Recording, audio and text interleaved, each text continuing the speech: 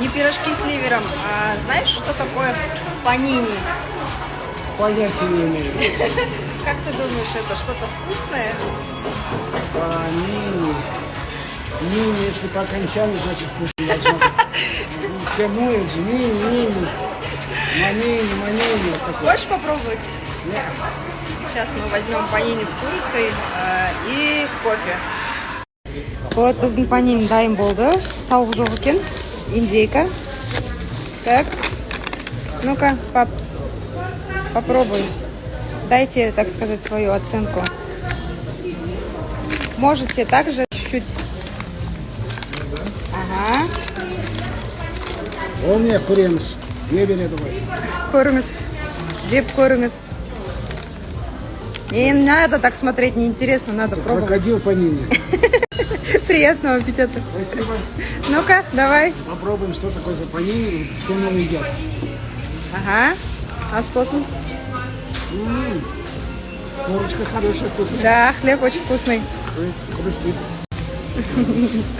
Осылай кішкене еркелетіп тұрыңыздар, үлкен кісілерді. Панини питание. Так, кофемен ас болсын бізге. Ну еще более-менее цены. Қымбат па? Все, вес. Аралда қанша ет? Аралда 2000. 2000? 2000?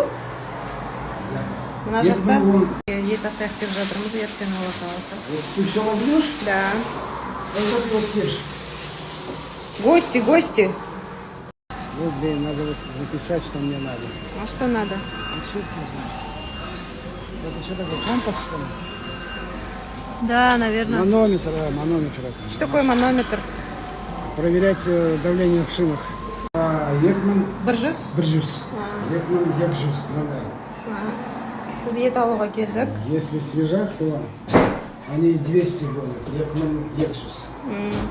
Мына кісі бізге үнемі жақсы ет әкеліп береді, рахмет сізге.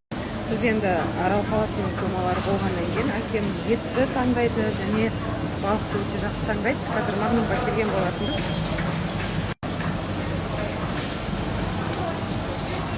Осындай балықтарды қарап жатыр. Сазан. Все-таки будешь жареный? А как проверить, пап, что он свежий? Жабры надо открыть. А если закрытый? Не проверишь?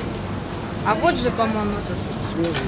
Свежий? Менее нормально. Его выбираем. Вот этот я бы...